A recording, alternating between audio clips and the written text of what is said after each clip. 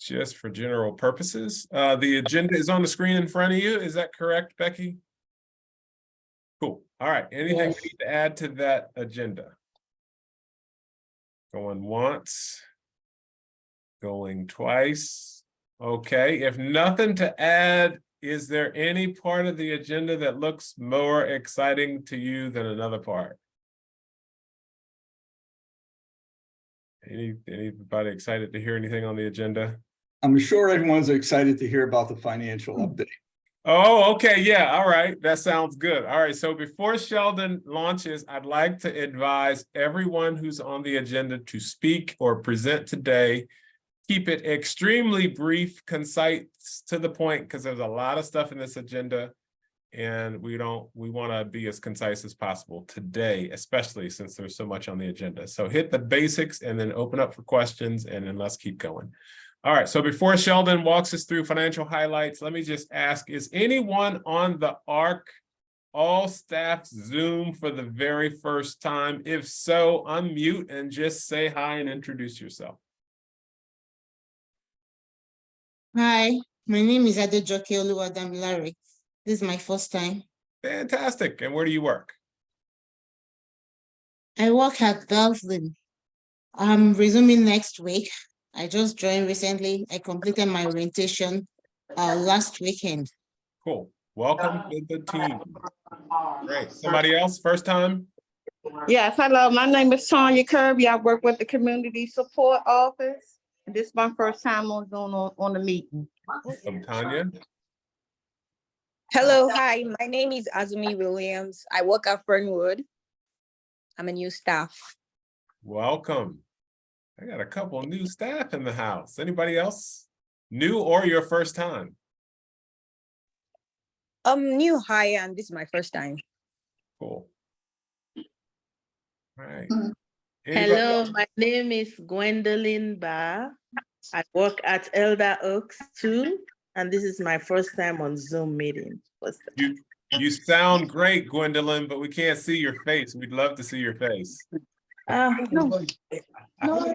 Hello. There you go. Now we're talking. My name is Gwendolyn Ba. I work at Elder Oaks too, and sometimes at Yorktown. This is my first time on the Zoom meeting. Fantastic. Welcome. Welcome. What was your first day with the ARC?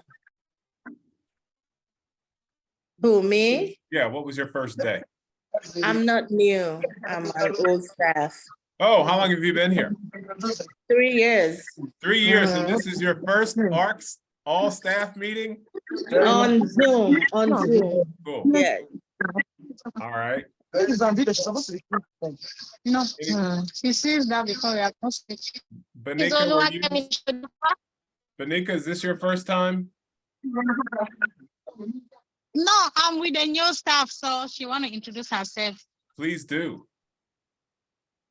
Okay. Hi, my name is Oluwakemi Shodipo. I am at First Hill House. Yeah. Welcome. Happy to join the team. All right, everybody on the screen, wave at all the new people and say welcome. There we go. You are welcome. Great. All right. I think we have the meeting capped at 100. Oh, well, that's a problem. They will have to watch the recording. All right. So, yeah. Sorry, Rob, this is Denise. I just tried to join from my laptop. Very good, Denise. Go ahead. The meeting is at capacity. That's fine. We got it. That's nothing we can do about that now. We'll fix it next time around. Okay. Is this your first one, Denise, or have you been on one of these before? Been on one or two before. Yeah, since you're speaking, tell folks who you are real quick.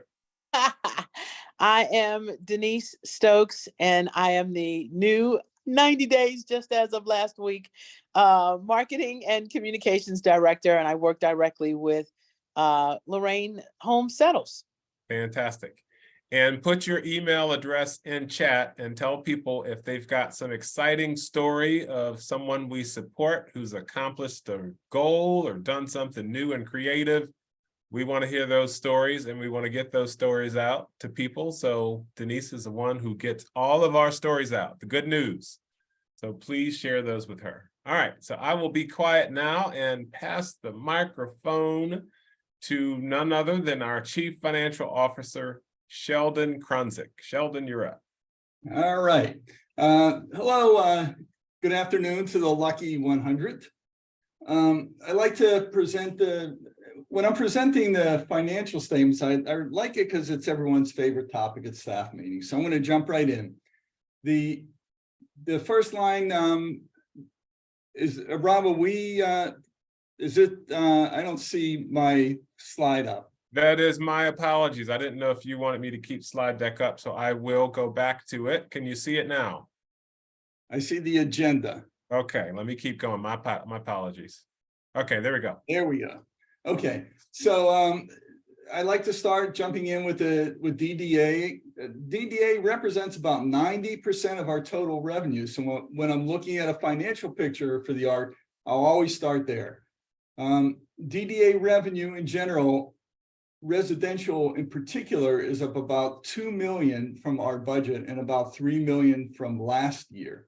This is primarily due to higher rates. And the great thing about higher rates is we don't incur additional costs. We just get paid more for the work we do.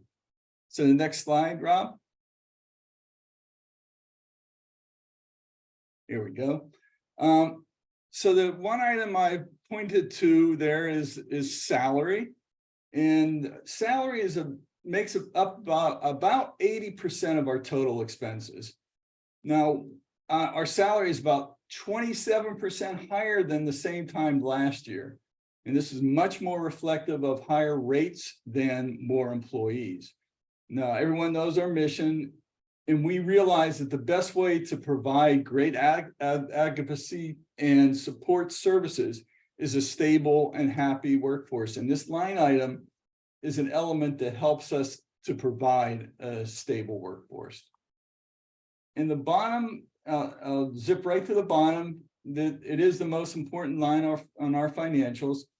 You'll see our change. It says change in net assets. That's net income is $2.3 million versus a budget of 30,000. So there's a $2 million that I talked about earlier. So Rob said, you know, keep it brief, and that's about it. It's easy to present financial statements when you're presenting good news. So everyone, please keep up the good work, and so we can get paid, and that makes me happy. It's difficult in this forum to take questions, but if there's any quick questions, I can take them. And if not, please feel free to call me or email me, and I'd be happy to answer questions. Absolutely. There should be at least one question or a comment. So somebody, please chime in.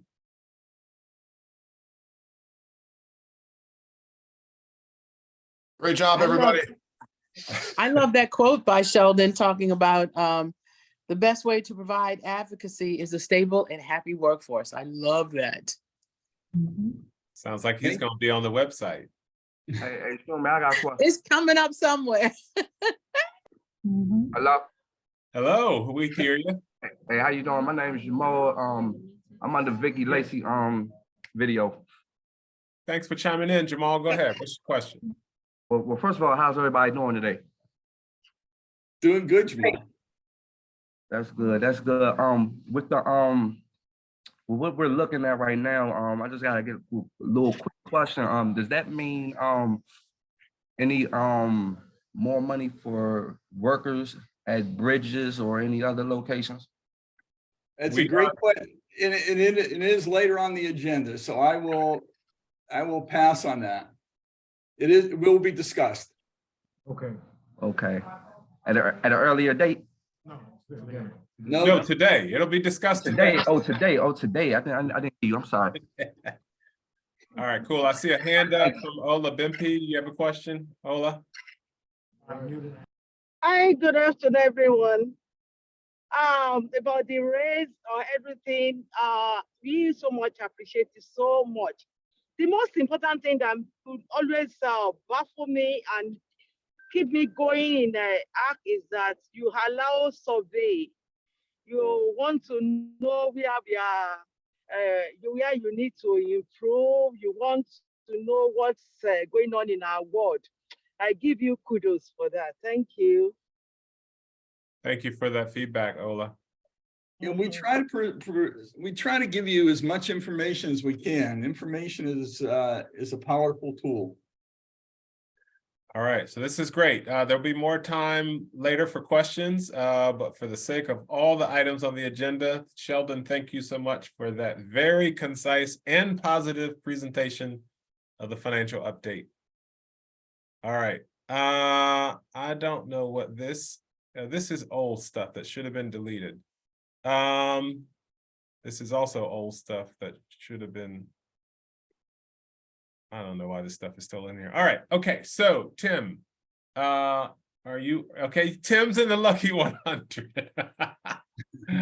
I know some of us have received emails from Tim about spoofing or phishing. So if you could just really quickly, Tim, share what spoofing and phishing is and how do we make sure we don't get spoofed or phished? All right, so spoofing is when somebody, great example right on the screen. Spoofing is when somebody sends an email pretending to be somebody else. Historically, they would actually just use the exact same email address as the individual. As technology progressed, that really doesn't work anymore. So now what everybody does is what I like to call a display name spoof. So when you go to Gmail, you get your email address, but then you get to set what your actual name is. So you can see right here on the screen that this email that was received from Sheldon Kronzik, but then with the email address of appreciationgift@gmail.com. So this email did not come from Sheldon. Almost always when I see something like this, it's not a malicious email itself. There's nothing, no attachment, no virus, anything like that. They're just trying to trick you into giving them something. I believe this one was asking for gift cards. A couple things to look out for on this with the new banner that we added that you can see right at the bottom, the caution, this email is from an external sender. If you're receiving an email from anyone at the ARC, you will never see that banner message. So that's a surefire way to identify it as coming from outside of the org, and just don't respond to it at all. I've expanded our rule, and I believe it covers every one of our director level and anybody's email address that's listed on our website, so that anybody that tries to use these display names and send us email, nobody's going to get those messages. I'll get a notification when the rule is triggered, and I can reach out to see if it is something legitimate. I know Rob's had a few with Paylocity, and SharePoint likes to use your actual real name. Thankfully, we have some rather unique names on our executive staff, so I'm not really worried about missing a legitimate email. Very good. Thank you, Tim. Any questions about this? I love that you have now a tip. You will see that sort of caution for folks that are sending messages to us from some external source. So if it looks like a staff member like me or Sheldon is sending you a request that you don't typically get, like go somewhere and buy us some gift cards, you should make sure you don't see that caution on there, because if you do, it's not from us. And you can also sometimes double click on the email address to make sure it is who they say it is. Because clearly it says Sheldon Kronzik, which is normally what you would see if Sheldon sent you an email, but when you double click on it, you see it's not his actual email address. Exactly, and that's a great tip, because on your mobile device, it usually just shows the display name until you double tap on it. Yeah, Tim, this is Regina from Laurel. We recently, me, Jimmy, and I think Pauline, if I'm not mistaken, we received an email. It came from external, one of our partners, from Dominion residents. Mm-hmm. But the funny thing about the email, it came with 499 people on it. That was my first thing I watched. And then when I told, because I know this particular director always, communicates with all of us. So I alerted the team. I told them not to respond because the number of people on that email was kind of spooky because no one will send an email that large.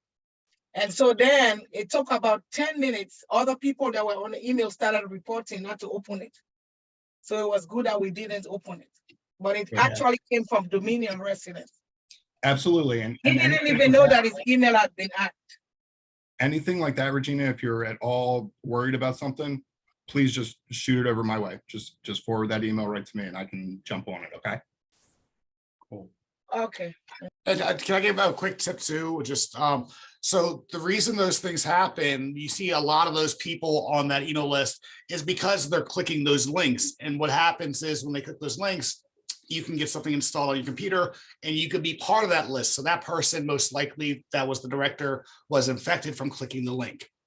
So always use caution. Anything unsure, send it to him. He'll be more than happy to help. Cool. Great job, guys. All right, let's keep moving to our next topics, and they will be from HR. So Aisha is also a part of the Lucky 100. So Aisha, we toss it to you. All right, good afternoon, everyone. I'm not sharing my camera because it's actually not working. So first things first, it is that time again. As you guys all know, we do annual evaluations for all employees who have been here 1 year or longer. So it is time for April reviews. So anyone who has an anniversary date from July to December is due for an evaluation. The list has gone out. I think I sent it out actually on the 31st of January. So we have a nice long time to get these evaluations done. They are due by Sunday, April 30th. Please check the list. You might see some managers on that list who are no longer here, or you may see your name assigned to someone who you do not supervise. Please remember that's because that's what we have in Paylocity. So if you need to be updates, changes need to be made, please let us know. So just another plug about the ARC Academy. We are in our second session of the ARC Academy. I believe we actually had a training today that should be wrapping up. And so it runs every 6 weeks. It's open to all employees. We cover a lot of topics like LTSS, take a deeper dive into person-centered planning. We talk about communication skills, computer skills. It's a lot of good information that's shared. If you're interested, please reach out to the training department for more details. You do get a nice little bonus at the end for attending the ARC Academy. So we are limited to about 12 people per session. They do book up quickly. So if you're interested, please reach out. So another plug, if you are in school, I'd like to remind everybody that we do offer tuition reimbursement. There is no waiting period.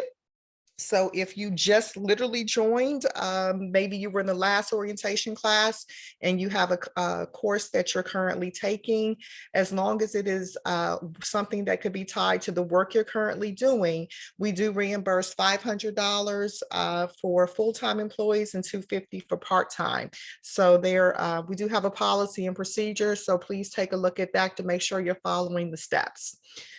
So now to what everybody's been waiting for. Jamal said, where's the money? So we will be doing company-wide increases for everyone. As Sheldon said, our financials look really good, look really strong, and when and where we can, we like to pass on those increases to the employees because we can't do it without you. So we're going to be doing a 3% increase for all positions. We are not sure of the effective date. I'm not sure if that is going to be effective on the 16th or on the March 2nd payroll, but we will be getting those out soon. As soon as I finalize the effective date with payroll, I'll send out a company-wide email, but 3% increases across the board coming real soon your way. Retention bonuses, some more good news, right? The financials look really good. We're going to be giving some of our largest company-wide bonuses to date. These bonuses are going to be distributed on the last pay period of the fiscal year. You guys all know we're on a fiscal year from July 1st to June 30th. So the last pay period in June, we will be giving $1,000 for all part-time employees and $750 for I'm sorry, I got that backwards. $1,000 for all full-time employees and $750 for part-time employees. You have to have been with us. You have to be hired by at least March 31st. So everybody on this call, you're already here. You are eligible for it. One caveat I want to point out is it will be based on your status as of March 31st. So if you're full-time, probably want to stay full-time. If you're part-time, might want to move to full-time, but it will be based on your status as of March 31st. So I know I'm talking real fast. I'll just pause real quick. Are there any questions? Aisha, can you just clarify good standing as well, please? Yes, so with the retention bonuses, they are going to be in good standing. That means that all of your training is up to date. All training, whether that's new hire training, 90-day training, annual training, that training must be up to date by the time the bonus is paid out to be eligible for that.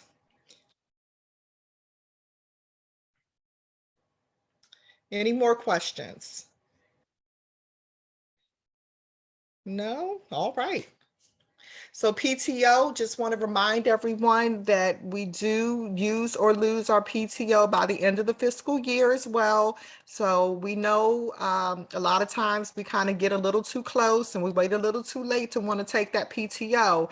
And in the past few years, due to COVID, couldn't really go anywhere.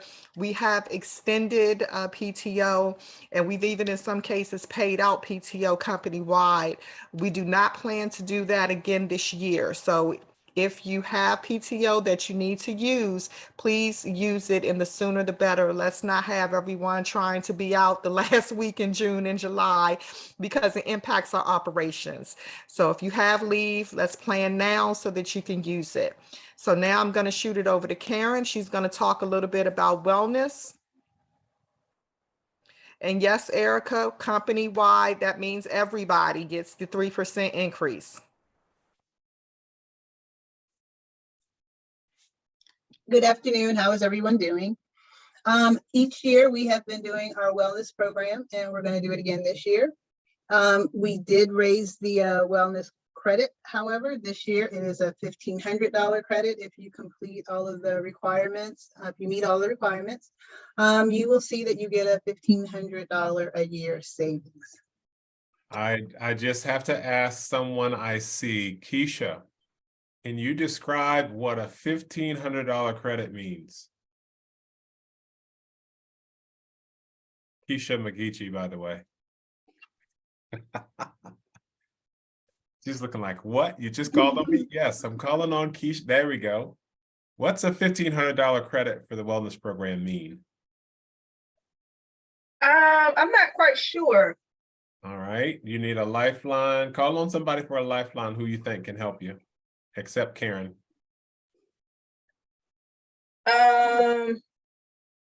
Well, I was a part of the program. It gives you a discount on your medical insurance. That is true. Yeah. So, yeah, Karen, is there more detail on the next slide about how it's broken? Yes. Okay, good. All right, very good. Thanks, Keisha. $1,500, y'all, is a lot of money. So if you own our health plan and you're not in the wellness program, you are forfeiting $1,500. That's post-tax dollars, by the way. I think that's right, Sheldon, right? That's yeah, that's a lot of money to just let go by. So pay attention here. Pre-tax. Pre-tax, right? Yes. So these are this is showing the criteria that you need to meet, and then it's showing you the credit that you'd receive for each of those criteria.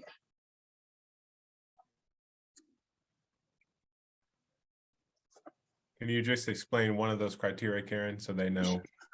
Sure. So for instance, for the body mass index, for males with a waistline of 35 inches or less, for a female with a waist of 35 inches or less, or a male for 40 inches or less, you can earn a $25 a month credit for that, for meeting that goal. Or if you're unable to meet that goal for whatever reason, you can complete one of the online health university courses, and that will enable you to meet that to meet the goal, and you can still earn a $25 a month. So it's just, it's not like a hard stop on everything. It does give you the opportunity, if you can't get to that point, then it does give you the opportunity to complete an online health university course, and that will enable you to earn the credit as well.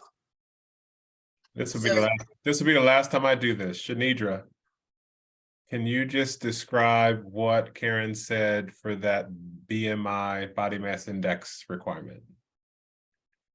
Basically what she was saying for the body mass index requirement is my interpretation of it is they want you to have 35 or less waist if you are a female. If you are male, 40 inches or less. If you cannot reach that goal, then get online and do one of the online health university courses to meet that requirement. Bam. You get an A+ on that one, man. Yeah. I mean, talk about hitting the easy button.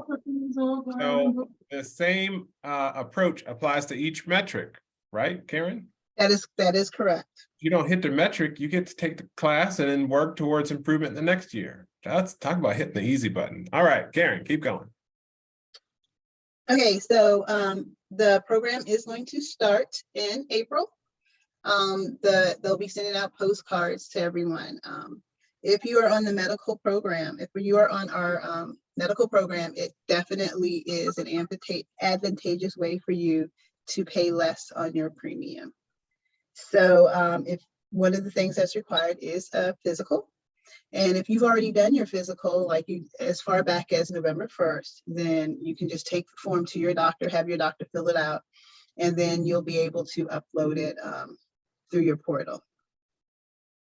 And if you haven't had your physical, it does give you time to go ahead and get it and get your paperwork in and upload it. This is my shout out slide to both HR and finance. I just want to thank them for doing a great job of making sure we all get paid and get paid on time. And I know sometimes they have to do extra work when we make errors in our pay cards and timesheets and all that sort of stuff. So thank you guys. And I know they know how important it is for you guys to get paid and to have your money and to be able to live and not wait on payments an extended period of time. So kudos to the HR and finance team in their efforts to make sure we're all paid on time.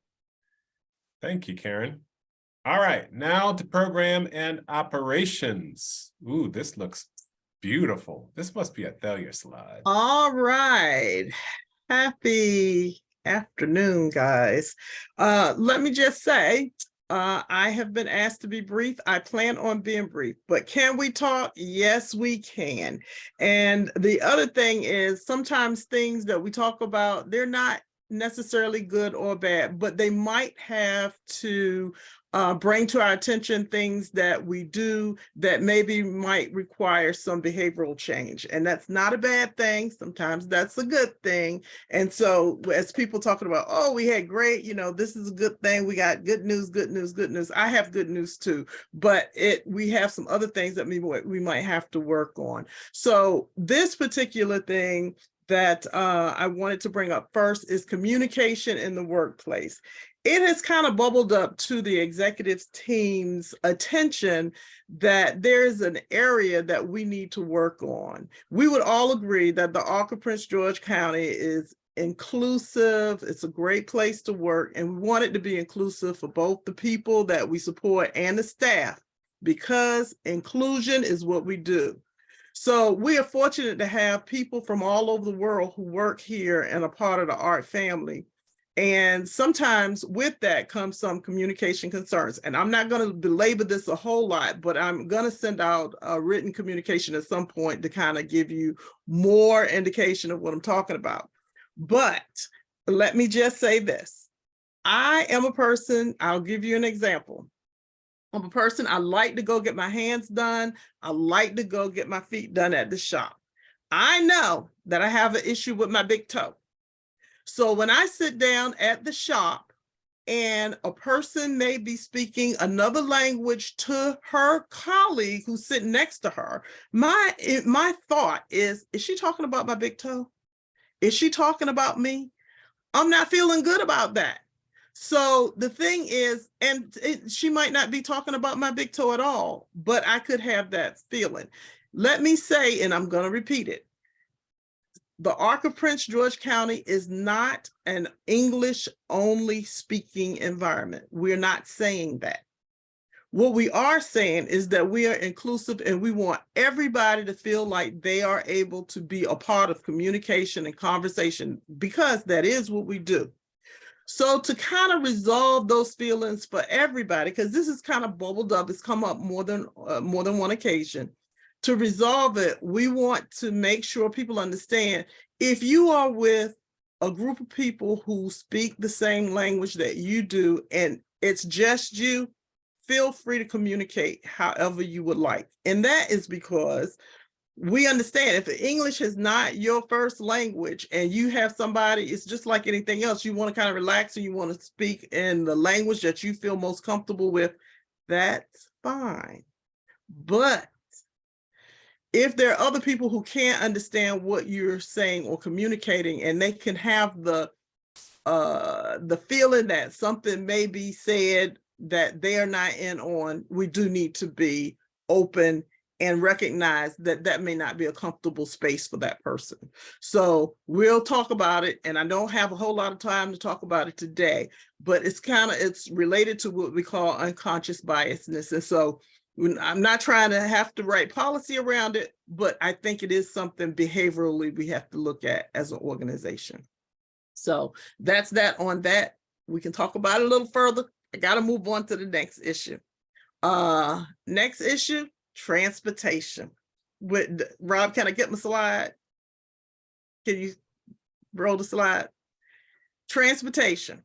And I think the picture is going to say 1,000 words. You see that? That is how a lot of our transportation vehicles are looking lately. And so with that in mind, we're going to have to make some behavioral changes here too. And, you know, we're trying to be in a position like they were sharing all the good news about people getting raises and all of that. But the part that you don't see behind that is every time we have these type of fender benders, every time something happens like this, our insurance premiums go up, our deductibles go up. And so as a result, we are in the process now of looking at all of our policies across the board. And so we're going to be making we're going to review, we're going to make some revisions. And the transportation policy has been revised. It looks very similar to what it looked like before. However, there is a part of the transportation policy that has changed. Just like our deductibles have gone up, they have gone up to $3,000 for a deductible. And so we're saying if a person is found guilty, faulty of creating an incident, a transportation accident, whatever, because we've had people back in the buildings, back in the mailboxes, back into each other, their colleagues' vehicles, other people in the community's vehicles. If you are found at fault, you will be asked to pay a part of that deductible, which is about $300. The deductible today is $3,000. So part of that will be $300.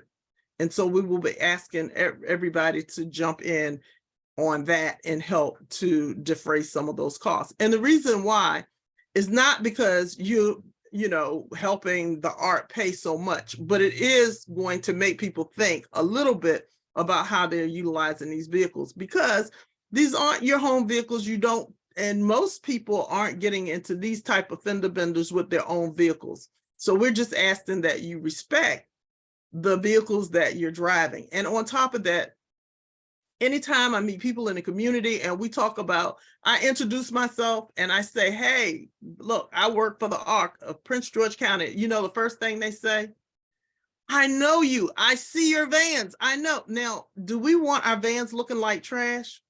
I don't think so. We are better than that. And so I am saying that this is important. We're going to have to pay attention. Can't fall asleep behind the wheel on these type of issues. So it looks like I got a hand raised from Olabimpe. You have a Sorry, my question? mistake. Sorry, my mistake. Oh, okay. No problem. Okay, are we ready to move on to the last of my subjects? See, I'm moving pretty fast. I try to be compliant with Rob's request here. So the last thing, I really do want to congratulate you all. This is big news. This is big. Since I've been here, I've heard, I've seen with my own eyes prior to, you know, all of the work that you all have been doing on your documentation, such that we can get paid so that we can have funds to be able to bring things forth and have raises and such. So I congratulate you, and I'm very pleased and proud. And this actually sets the tone, and we'll be talking about some other things. This is going to be the springboard for us doing some very, very exciting things in the future. And I will be getting back with you all, asking your opinions on the direction that the organization is going to be trying to move in, looking at technology and how we do it. And for those of you who thought, oh, this can never happen, you know, when you were doing the ICM transition over, yes, it has happened, and you all have come out and have done a superior job. And so I'm really pleased about that. And I do want to be able to say thank you for that. It looks like somebody on a Galaxy is trying to speak. Galaxy S22 Ultra, raising your hand. Yes, good afternoon, Noah. Good afternoon. Yeah, my name is Solomon. Hey, Solomon. I work at Laurel Department Day Program. Yes, sir. Mm-hmm. Yes. That policy is good about the accident, but can't we think about this? If you have a staff that have been driving for like 1, 2, 3 years, and he doesn't involve in any accident, he or she must be compensated. Maybe that could encourage, or maybe that could speak very well of the staff. Can we look at it that way? Of course, we can look at it. Let me have that conversation. You're saying kind of incentivize those people who do well and aren't, you know, we can look at that. I'm not opposed to that. Let me talk to the safety committee about it, and we can see, you know, how far that can go. Yeah, that will go a long way. Okay. Well, I will have to, if it doesn't, I'm coming back and looking for you. All right. Okay. Thank you. Thank you so much. Yeah. I think that ends my comments, but thank you guys for all the hard work. You all are really moving the needle on some things, and I've been very pleased, even since I've been here, to see the progress. Thank you so much. Thalia, I am sure everyone is watching, and you're also being recorded. Your response to Solomon was absolutely outstanding. I think he had a great idea there, and this is a great way to show that we actually do listen. We have been accused of not listening before, but I think we're doing a better job of listening, so thank you. And you could not have framed particularly the message about use of different languages better. I think that was right on the money. So if anyone has any questions or thoughts on that, feel free to chime in. I do see Mercy with a hand up. Go ahead, Mercy. Hi, good afternoon, everybody. Hi, Mercy. Yeah, my question in regards to the policy on the deductible. So I understand it's pretty high. It's $3,000, and the staff will have to maybe to chip in. But I want to ask, if it's an accident that the staff is not at fault, are they still going to be liable to pay that? No, that's not that's not part of the policy. The policy is only for those folks who have been found at fault. Okay, thank you so much. It only impacts those people. Okay. That's a great question. Great clarification. Yeah. Jimmy has a question. Yeah, okay, go ahead. I can't see it. Go ahead. How you doing, Rob? This is Jimmy. What's up, Mr. Jimmy? Yeah, I'm asking a question about our insurance. Our prescription is $750 deductible, and some of my medication, before I go get it, costs like $300. I gotta pay $300, and can you explain that 750 deductible? Because every time I go to the pharmacy to get my medicine, I gotta pay $200, $300, and stuff like that. Hey, Jimmy, do us a favor on this one, because this one's fairly personal. Can you email just a couple of bullets about what you just said to me and Aisha? Okay. And then Yes, we can check with the broker and Care First just to see if there's something that can be done. I can get back to Jimmy on that. Say that one more time, Karen. I can get back to Jimmy on that with regards Thank to. you. Fantastic. Thank you, Karen. Fantastic. All right, I'm loving it. I'm gonna click for the next slide. All right, what's coming up? This is just a reminder. Everyone hopefully knows this, unless you are one of the people that said you're new and this is your first time. But if you're not new and you don't know about this, it's okay. I'm not going to ask you to self-disclose. But there is an awesome program in the ARC called the Benefits Enrollment Center. And I will just tell you that the role of this group is to help people with disabilities and seniors identify every single benefit they are eligible for, federal, state, local, and to find other resources that are beneficial for their health, well-being, and financial status. So I wish I had put a chart together for this, but let me just tell you, I got data from last year, 2022. I believe the numbers are, this group helped, I think the number is 500 people. And on average, every person they helped gained $6,000 in benefits that they did not have before. So that means 6,000 this year, 6,000 next year, 6,000 year, 6,000. That is amazing, y'all. So if you yourself personally fit in one of these categories or not sure, you should reach out. If you have a family member that fits in one of these categories, they're a senior or a person with a disability of any sort over the age of 18, you should take advantage of what we're offering to the community because it is making a huge difference. So the information's on that slide, so take note of that.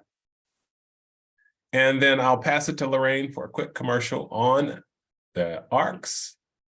Good afternoon. First International Bowling Challenge. Good afternoon, everyone. I'm excited to see all of you. It's wonderful to start the new year and announce that our first event is going to be our bowling bash. The last time we had one of these was in 2020 on March 3rd, 10 days before the shutdown. So we're very happy to welcome this event back into our repertoire of activities.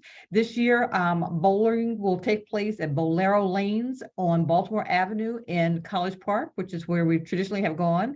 We have two major sponsors, as you can see on the screen. The tickets for individual bowlers is $35. However, if you have a team of 4, it is $100. This year, our proceeds will go to help offer opportunities for youth with intellectual and developmental disabilities to attend summer camp. So please, please, please attend this event. We're going to have giveaways, raffles, trophies, pizza, photo booths. We're going to have a fun day and lots of music and activities. We'll have t-shirts. So if you attend, we need to know your t-shirt size. And if you haven't met Brittany Jackson, Brittany is my development assistant, and she's going to be taking your names and your sizes. So go to this site and register. And the deadline is February 28th. So please do get on board and join us. Family, staff, friends, vendors, everyone is welcome. Very good job, Lorraine. So the link that's on the slide is now in chat, so you can click on it and get it done now. If you support people that are in our programs and you typically or in the past used to help them get signed up, please do that today or tomorrow. Why? Because there used to be 2 shifts that we did this with for the whole bowling alley. And this year there's only 1 shift and there are not a whole lot of slots. So make sure our people get signed up first. Because you know, folks come from Calmra, folks come from other programs to be in this event. So please don't let our folks get locked out. Please sign up today or tomorrow. Thank you, guys. 11 to 2. Make sure everybody knows the time for this event this year is 11 to 2 p.m. Thank you. All righty, Kadaiti. All right, I think, let's see, is Natasha and or Brenda on for safety updates? If you are, just shout out something. Good afternoon. This is Natasha. Fantastic. Good afternoon, everyone. Today I will be giving the COVID-19 update. Rob, I'm going off of your slides. Okay, so we want to talk about the changes to our current COVID-19 protocols. Effective Monday, February 6th, the following locations will be mask optional. That is our headquarters office at 1401 McCormick Drive and our new office located at 1802 Bright Seat Road. Mask optional means when you come in, if you decide to wear a mask, you can, and if you do not want to wear a mask, you are no longer required to.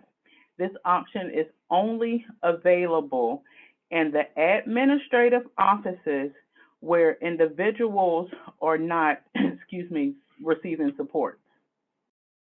Please note, all locations where individuals are supported are required to continue wearing a mask.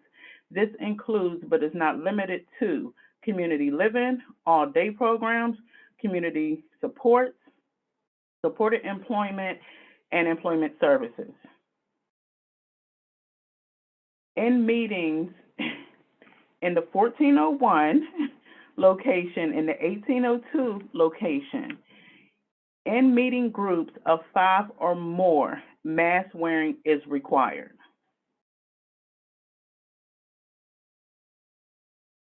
Before I move on to COVID testing, are there any questions about mask wearing? Natasha, what about meetings off-site, large meetings off-site? Aisha, you mean outside of the ARC? Yes, so like if we have an off-site meeting, a large meeting at a hotel, are we wearing masks? You know, I'm going to say yes.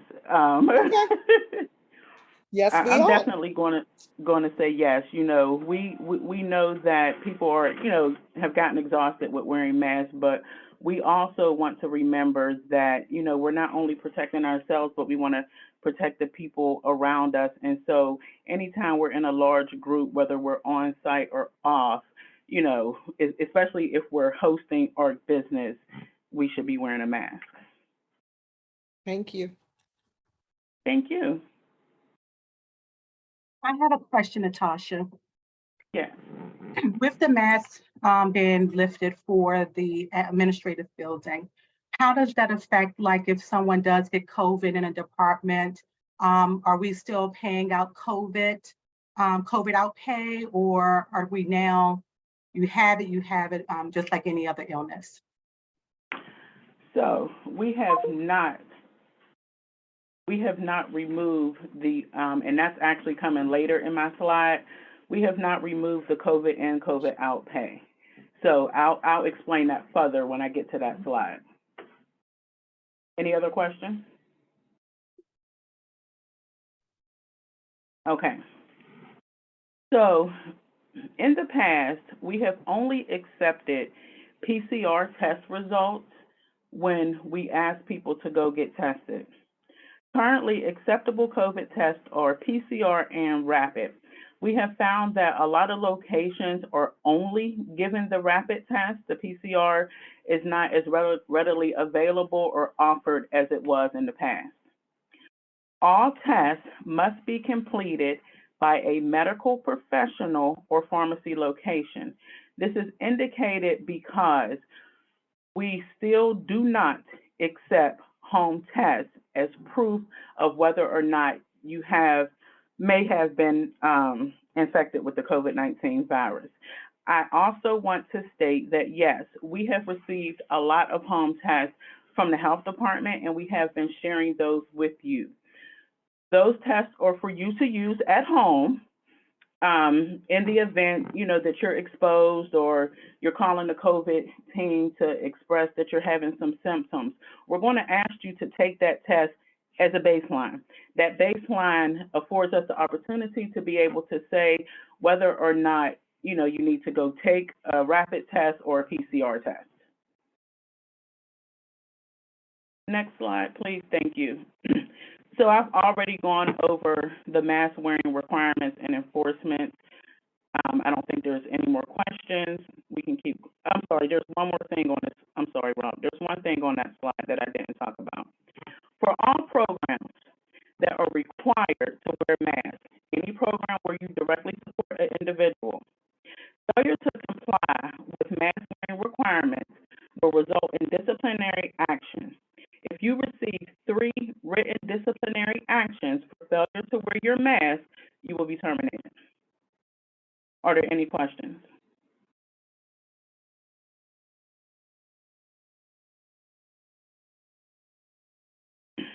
Isolations and quarantines. We've changed a little bit. If you test positive and you are asymptomatic, meaning you've tested positive for the COVID virus, but you don't have any symptoms at all, we will request a 5-day isolation quarantine. As long as you do not develop any symptoms, you can return to work after your 5-day isolation or quarantine. For a person who tests positive and is symptomatic, a minimum, of 10-day quarantine or isolation will be required. Each person will be assessed case by case. Of course, we all know we're all different.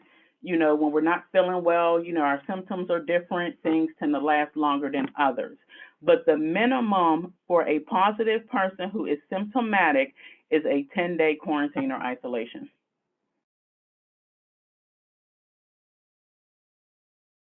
So, Shelley, back to your question. COVID in versus COVID out pay versus whether or not you'll be required to use leave. COVID in, a staff person who is working in a home where a person or individual has tested positive. If you are working in a home where a person or individual has tested positive, you will receive COVID in pay. A staff person who is providing care to a person who has tested positive will receive COVID in pay. COVID out pay, and I'm sorry, let me elaborate on COVID in a little more. COVID in pay is your pay times a half. That is COVID in pay. For COVID out is your regular pay for hours that you were scheduled to work. A staff person who has been impacted by a person who has tested positive that is either employed by the ARC or receives services from the ARC will receive COVID out pay. An ARC employee, has tested positive after being exposed to an ARC employee or individual supported by the ARC.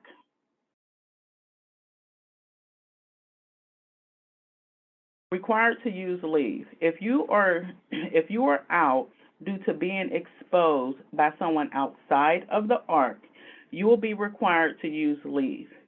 Before I ask for questions, we do recognize that when we do the contact tracing, sometimes it's difficult to determine exactly where a person was exposed. If it's a large group and we were at an ARC function or you were at an ARC home and we can't determine the person who exposed you, you will be eligible for COVID out pay and will not have to use leave. If we can clearly, if it's clearly defined that you were not exposed by the ARC, you will have to use leave. Any questions? Yes, I have a question. Yes, ma'am. It's about COVID in. I don't want to mention name. I don't want to call the house. But last year, August, one of the individuals tested positive. They didn't pay us for the COVID in. I'm sorry, ma'am. Did you say last August? Yes. Okay, and I know you said you don't want to call names. Our COVID policy goes out every few months. Are you Natasha? familiar with the code? Natasha, Yeah. why don't we just take that one? Can Jacqueline or somebody follow up with Florence and just address that separately? Yeah, but COVID, you have to put in on your timesheet. So Yeah, there's no way I'm going to know. Yeah, The I just man- need someone to coordinate with her supervisor, or I don't know. I assume Yeah, she's we have- residential, so Florence, can you just send me an email and we'll follow up? yeah. Sure. Yeah, if we owe you money, we want to pay you. So let's, Okay, thank you. all right. Please, I have a suggestion. Yes. Hello? Yes, Yes. so I'm from here.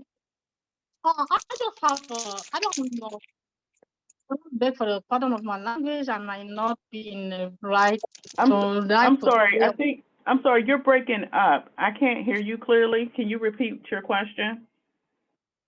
I'm from Fox Hill. So I just have like, and I don't know if there's a proper way to put it, but I just beg for my language to be excused if it's not a proper way. Like for the code V, I don't know if management could put a policy in place where when the new hired are doing the orientation, before they come to the houses to work, they could possibly clear for COVID testing, like from the pharmacy or to confirm with their COVID vaccine and everything to make sure, because they too are coming from other places where they work. And if they pick up something there, they come in the house before we know the outbreak will be there. So we don't know if that way too, they can reduce like from the newcomers. Anika, I'm going to take that one on behalf of the safety committee and say, no, we're not going to do that one. Now I hear you, and that's a great recommendation, but the challenge would be every single day, someone can pick up COVID. So for us to make a COVID test a requirement or a gateway to start your first day in the office doesn't make sense, because we don't require every single employee to do the same thing every day. So I hear what you're saying, but we're going to pass on that suggestion just because it would just be, it's not foolproof, because one of us could have picked up COVID and came to work today. So we will, I think this approach puts the onus on that new staff person to know if I'm not feeling well or if I test positive, I just have to let people know and not go in. All right, any other questions or thoughts or suggestions around this? All right, hey, your ideas, keep it going. Any other thoughts, ideas, recommendations on anything we've covered or something we haven't covered? Because this meeting is your meeting. Yes, Emmy.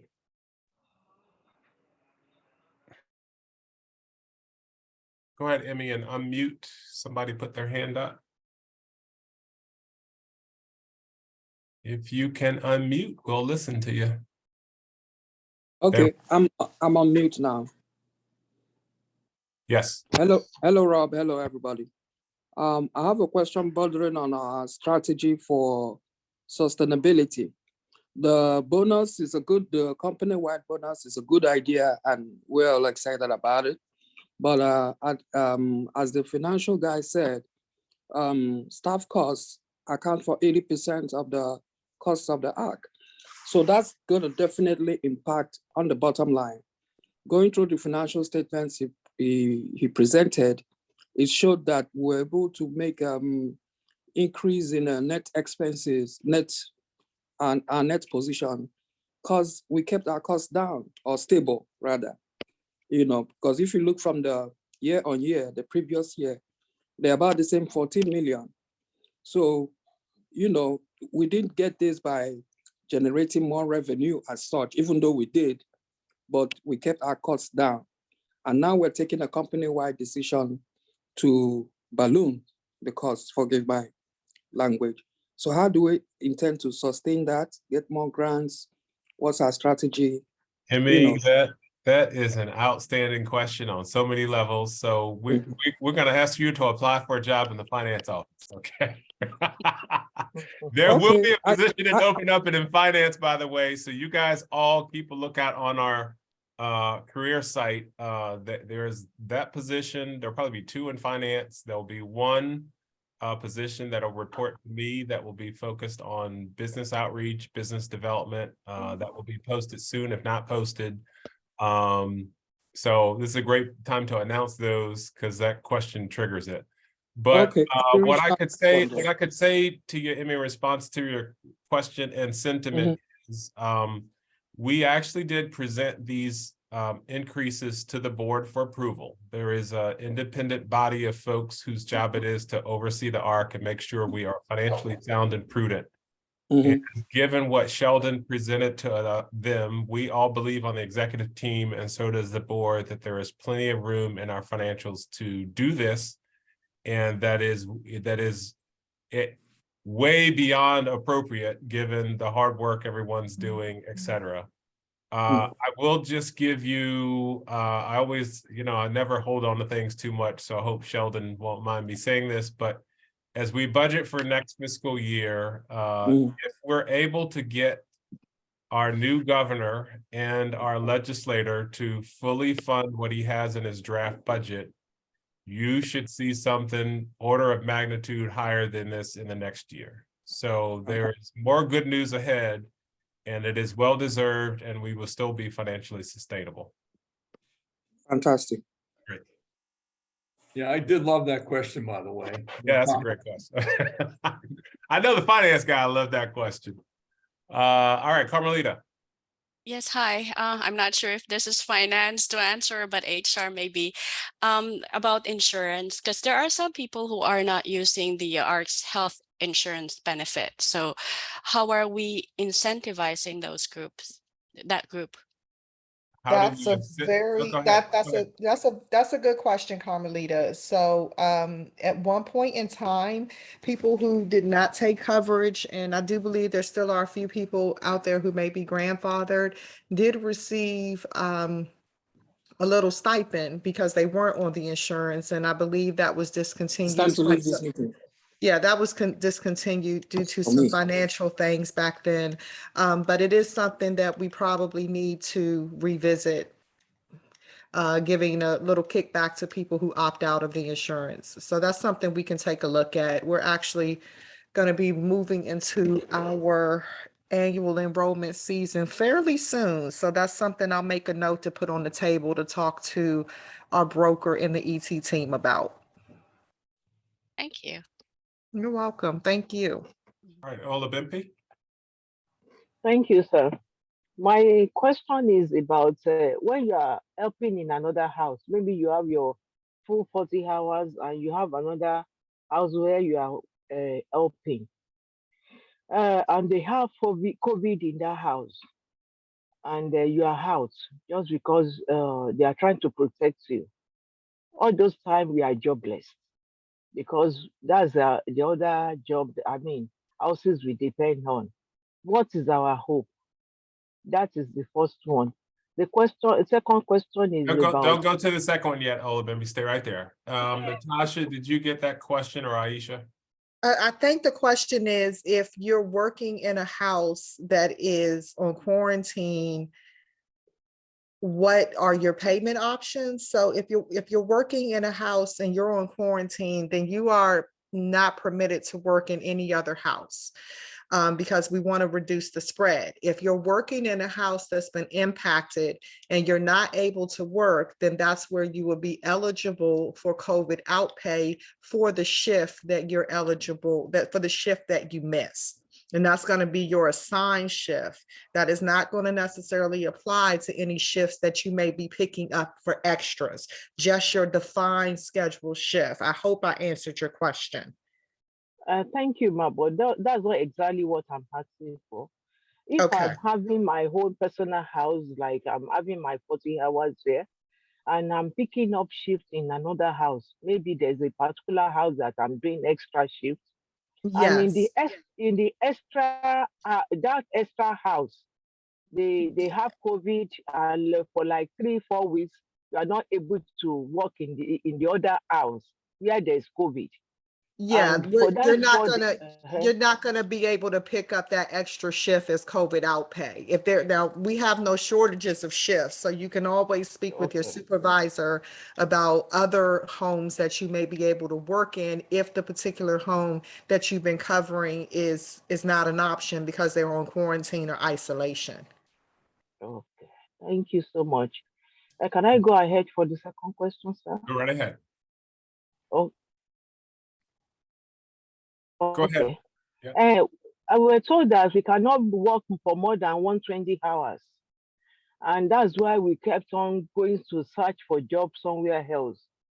What if you are not given like that, we are not allowed to do more than 120 hours, and they are bringing in like agency to do it.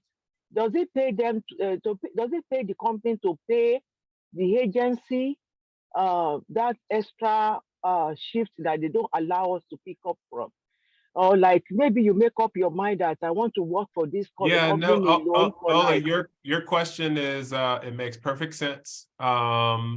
This is the general rule still applies. However, I think our program managers and program administrators can make adjustments as needed to structure staff in a way that makes sense. So there are times when people do exceed 120. But we don't want that to be a recurring and ongoing static reoccurrence. So you might actually be asked to go over 120 every now and then, which is fine, but that should not be a normal practice. okay. Yes, that's the best way I can answer that question. But you're right. Whether we pay you overtime or pay a contractor or a temp agency, it's going to be about the same cost. So that's a break even. But the goal is to make sure we manage in a way that makes sense. So, And we also want safety. You know, it's also not safe at some point for you to work all those additional hours too. That's also a factor. Is that we want to make sure that you're getting your proper rest, right? Because you got to be healthy and alert so you can take care of the people that we support. And if you're working too much, then you're just going to be too tired. So sometimes it's not about who gets the hours, safety becomes a factor. Right. Can I say Okay. something? Aisha, the state of Maryland, the law is now, all the nurses only work 12-hour shift, 3 days a week. Wow. Yes. Because of safety, and you should not be tired working. I'll have to take a look at that Yes. because not aware that is law. That might be a practice, but I'll have to take a look at that. I'll have to take a look at that. But we have some more questions, so I think let's try to get through these as fast as we can. So Jennifer, and then Ruth. No.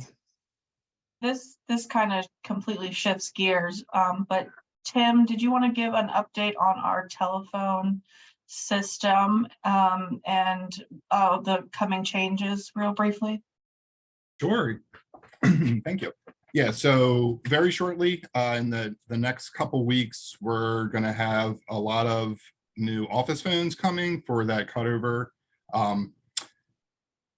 It's going to be office by office, but these Polycoms are going away. We're going to get some new phones. We're getting away from the Comcast system. So just keep a lookout for some information regarding that. And more importantly, there's going to be several training meetings guided from Telesystem, our new provider. Highly recommend anybody that uses an office phone, please attend this meeting. And that's going to be coming up very shortly, I think next week or the week after. Cool. You're going to do a series of meetings, Tim, like at least 2 or 3? Okay. Yep, and they'll be recorded so we can share that recording with anybody that misses it. Cool. All right, Ruth, you're up. Tim, is that all offices or just 1401? It's coming. So Brightseed is already on that system, Thalia, but Okay. yeah, I can absolutely send the invite Okay. for a refresher. Yep. Thank you. Good afternoon, everybody. My question, I don't know if this is a training question, but this is in regards to the retention and the $1,000 for the full-time employees. So when it comes to training, is that just my training that I have completed within my year, or does it also include these little alerts that I keep getting from the iCare system that says I need to take that as well? Anyone have a clear on the answer on that one? Because I don't know which alerts are coming from iCare on training. The trainings that you get alerts for are the required trainings. So could you ask that question again? Because I didn't get the first part. Okay, so the retention, the $1,000 for full-time employees, right? Got to make sure that you're in compliance with everything. Yep. So I've been getting these iCare alerts, such as PCP training. The last one was like for family support, and these are DDA required trainings, not the person centered training. So those would not apply. Okay. So Ryan, just for clarity, where in iCare would someone look to confirm if they are current and clear for all trainings? So you would hop over to your name at the top. Actually, just share your screen. This is important enough for you to share your screen. All right, give me a sec. That's a great question. And while he's finding it, I'm going to say this is a great question because you know what happens, y'all. Please tell the folks you work with, they have to be current on all of their trainings by March 31st.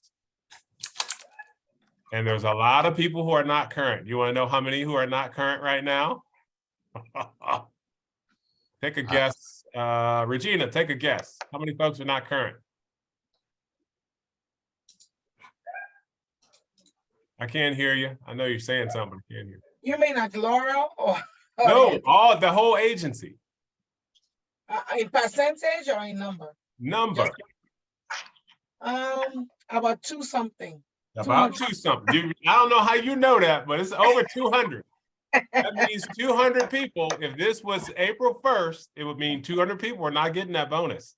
Now, I'll tell you, for my own personal benefit, I've already checked my training status because I didn't want to be a hypocrite and get a bonus and not have my training done. But y'all better check your training. Go ahead, Ryan. Show them where it is. All right. So at the top right here, you're going to click your name. You're going to select your profile. From there, you're going to have trainings right here at the top. And then here, you can easily filter out your expired. I have 2 that I'm expired on that I need to get up to date. So I click that. And those are the 2 expired classes I have. Hey, Ryan, this is Yes. Celia. I have a question. Ruth Ann asked the question about some trainings that were DDAs. Are we saying that DDA training? Yes. So in here so you have 2 different types of trainings. One is general. Those are DDA trainings. That's what defaults when you look at your trainings. Then you also have a person-centered training. Those are the ones she's probably getting that are not relevant. They're just more. Yeah. So those are not DDA required trainings. They are They're not required.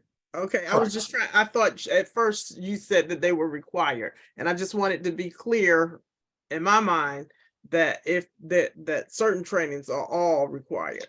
So no, it would just be anything under the general. So that thank you for Anything pointing under that out. general. Thank you very much. And if I may add, Ryan, I think the alerts usually come immediately you register for class. It alerts you and your supervisor. And to tell you that it's like a confirmation. And then if you are expired, it alerts you and your supervisor. And reminding your supervisor to check on you because you have an expired training. And while we're on that, Regina, I want to thank you. I want to make sure everybody here understands those alerts are set up for a reason. So at the top of your iCare, you have this little alert button. If you select View Current Alerts, you'll have your alerts mentions. For me, I do not have any right now because I go through all my alerts. When you go through your alerts, once you read them, you can close out of them. iCare still saves them, but you can clearly go through the alerts. It is very important that you go through them because they're letting you know of important information that you need to be aware of. Supervisors, 14 days after your staff training is expired, you will get an alert from iCare. All those alerts are set up to make your life easier. be proactive. Very good, Ryan. Great demonstration. Ruth Ann, did we successfully answer your question? Yes. Very good. I'm glad you asked it because I know for that $1,000, everybody's gonna want to get it and they're gonna wait till the last minute and then they're gonna be That's asking for an correct. exception. I know it's gonna happen. And I'm gonna just say while we're on recording, I'm gonna be able to point to this video and say, we told you. We told you. All right. Last question of the day belongs to Amadou. Yes, good afternoon, everyone. My question is regard to the training. I was just wondering why, like, if the system is not gonna update automatically when you finish your training. Because some of this training will finish in maybe 2 weeks, it's still sitting there. Amadou, you're breaking up, man. You're breaking up. It's hard to Hold on understand for your me. question. Hold If on you for could me. just ask the really short question, we might be able to get it. Just ask us the question. Go straight to it. Okay, can you hear me? Yes. Okay, all right. I was asking about the training because sometimes when you take the training, the system does not like update it automatic, but it's on the computer, like the IKEA manager. That's the area you're gonna do the training, but you gotta be calling, and some of this training are still sitting there required to be trained, and it's already done. So what I'm going to suggest with that, and I get a lot of those emails too. Let me just do a quick share screen too. I just want to make sure everybody understands this though too. There is a staff.thearcofpgc.org where it takes you to the main SharePoint site. Under here, there's a link to contact the training departments. That goes to everybody in training. And if there's a training that they do not enter in time, or they might have missed, some trainings are inputted manually. So just follow up with the training department and they will get that inputted. But just make sure, I want to make sure everybody understands this is the main contact. You don't need to email me. Just contact the training departments, but also making sure you're using staff.thearcofpgc.org. That will take you to get everything you need. Paylocity, Maryland Board of Nursing, employee handbook, policies. This is your main site to access all the information you need. Ryan, can I add to that? Go for it. So, I think the safety training is automatic. As soon as you've completed, it automatically. It is, the safety is now. So Yes. as a staff, what you do when you finish with your training, that's the practice we have here. You report to your supervisor immediately the training that you just completed.